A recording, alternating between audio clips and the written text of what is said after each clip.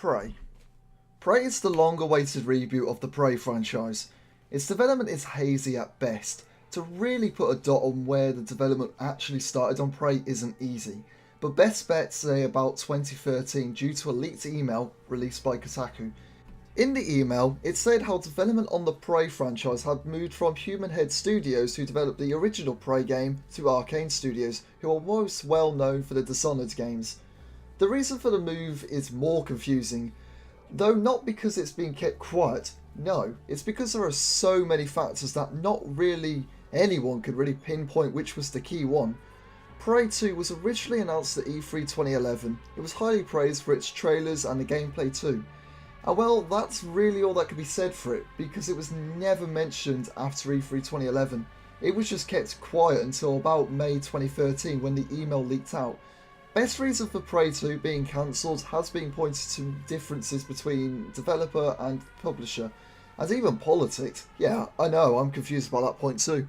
In 2014, Prey 2 was announced to be canned, stating that it didn't meet their expectations.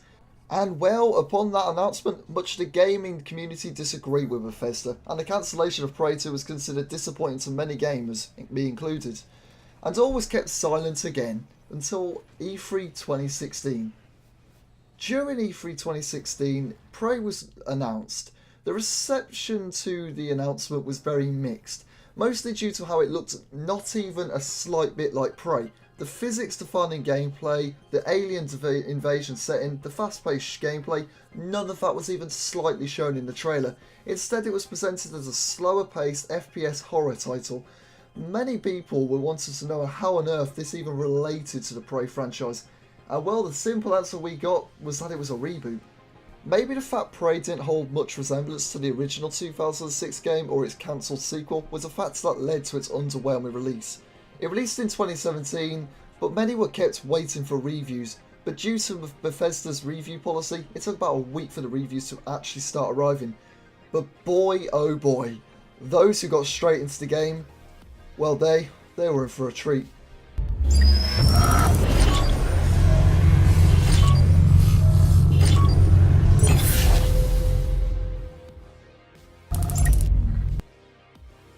I've played a few games that released this year, such as Resident Evil 7, Agents of Mayhem, PUBG, maybe even say Dead Rising 4 for PC and Call of Duty Modern Warfare Remastered Standalone. Oh, and Crash Bandicoot N. Sane Trilogy as well, because why not? But no game comes even close to Prey. Prey is easily not only the best game I've played this year, but maybe even of all time. Prey does so much right that I'm even surprised that this game didn't even do well compared to Bethesda's expectations. On release, it was second in the UK behind the Switch port of Mario Kart 8. This was bad for two reasons: the lack of competition through new AAA releases, and the fact that Mario Kart 8 was for the Switch, which at the time didn't even have much stock at the time of Prey's release.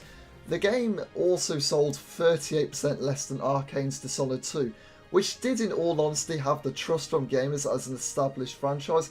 Prey on the other hand, well, lost most of it from the change of ideas from the original Prey and its sequel. The game also completely bombed in Japan, launching on with only over 7,000 copies sold for the PlayStation 4. Xbox One didn't even make the charts in Japan. On the second week, Prey did become number 1 in the UK, but it did have a massive drop in sales still, which wasn't a good sign. On Steam's release, it sold 250,000 copies on the first week. This was okay, but was very much so underwhelming for a AAA release, certainly for Bethesda. Again, many blame this week launch due to Bethesda's review policy and the fact Prey was different from the original title. But aside from sale, was the game received well by gamers and reviewers alike? Well, yeah. It released to a very positive consensus on Steam, an average score of 82 on all consoles and PC from Metacritic, and an 80 from OpenCritic. Many praised the game's setting, the inventory management, the unique weaponry, the unique enemies, just to name a few. But the game was also criticised for its combat and story. The game has been heavily compared to being the love child of Bioshock, System Shock, Half-Life, and even a hint of Dishonored, and that's a very good thing. It's considered to be the most unique game in years, especially because of its enemies and weaponry. The glue gun is considered one of the greatest weapons of all time for its unique way of working, whilst the mimics have been considered one of the greatest enemy types to appear in a game in a long time for the added suspense and the way that they can mimic anything. The gameplay is brilliant, as said before. It plays a lot like System Shock. Inventory management is key to the game. It's based in space, the enemies are equally terrifying and difficult, you feel both weak yet not. It just plays brilliantly. Many criticise the combat, whilst I personally think it's superb. It really makes you feel like you're weak at the beginning because you don't know where you are, who you are, what to do. You just woke up and now you're wandering around a ship overwhelmed by these alien life forms. Whilst at the end you actually feel like you've got everything under control. You know what you're doing, you feel like a badass. I think it's brilliant and that the reviews just didn't understand that. The story. Well, that's where the game does lack. Prey at its core is obviously a sandbox. You are given these tools to use, the glue gun especially, and you can go wherever you want to go after a while. You can traverse wherever, you can kill these aliens with a lot of stuff, you can craft stuff, explode stuff. There are a lot of objectives and multiple endings. It's certainly at its core a sandbox title, and that's probably why the story arrives a bit underwhelming. The story at the start is certainly promising. You don't know where you are and has this Groundhog Day feel to it. You then escape to find out most of what you know is fake and that you've been living in a simulation. It's promising, but when the story begins to unravel, it comes up short. But that doesn't mean it's bad. The characters are sort of memorable. Alex Yu is brilliantly done, both with the script and acting. January is a helpful ally, and so is Danielle Sho, who, if you decide to help her obviously. Luca is a great side antagonist as well. But that brings me to the side quests. They're fun. It's a game that rewards exploration. These side quests are really good and they can add up to an extra 15 to 20 hours of gameplay. This game could take up to 30 to 40 hours to finish. This game rewards exploration. The amount of stuff to do is great and refreshing. It feels unique, nothing feels wasted. It all comes together for the ending, which is also really damn good. These side quests can introduce us to wacky characters who are surviving the attack, and as said before, what you do in those missions can determine the ending you get. You can even kill anyone whenever, because why not? Not only that, but you can speedrun this game. If you like speedrunning games, then this is a paradise. This game sort of promotes it, which you don't see every day. This is mostly because of the glue gun, which can lead you to areas not intended to be found. And Arcane are fine with it. It's a game that really kicks in that sort of 90s title exploration where, you know, you could just go whenever, you could speedrun, and it's rewarded for doing that. The controls are fluid as well. It again has this similar layout to System Shock and Bioshock, which both have solid controls. It's really like this game was made more for the nostalgia of those titles, which isn't a bad thing again.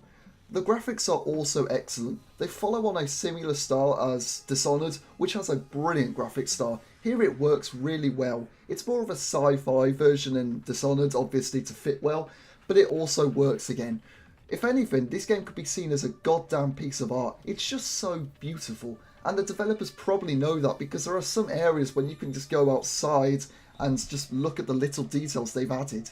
Oh, that also brings me to my next point. The areas in this game are also great. Nothing feels to be enclosed, yet they do as well. They kick in this feeling that you're mostly alone on the ship, overwhelmed by alien life forms. The hub area is brilliant. It's very open and has these very little secret areas hidden all over it. Mimics hiding in every corner as well, which leads to some pretty terrifying moments. You can even go to space, like actual space. You can leave the ship and explore the exterior. It's brilliant, and again, the secrets you can find are brilliant. You can find a ship really far out and find some really good loot. Find some dead employees. It's just superb.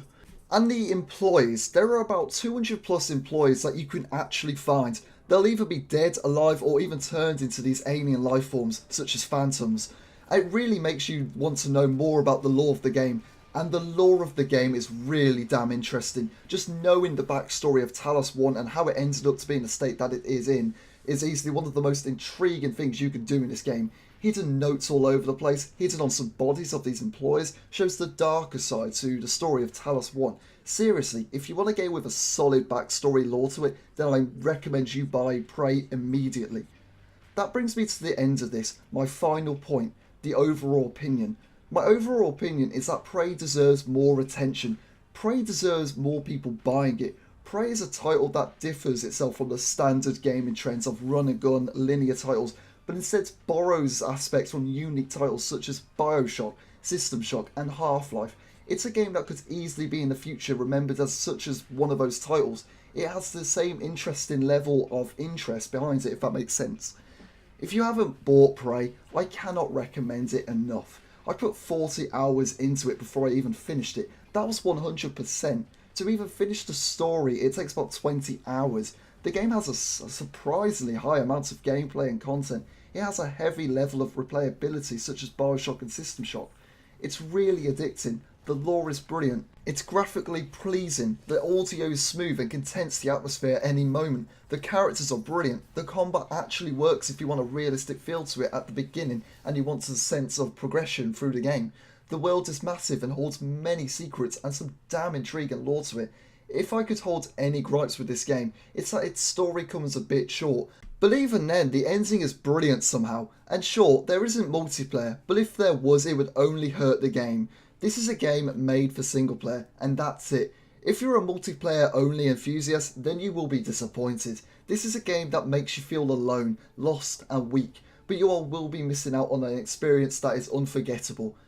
Overall, Prey is an easy 10 out of 10. It's the first 10 out of 10 I've given since 2016. Not even Doom, which won my 2016 Game of the Year, got a 10 out of 10.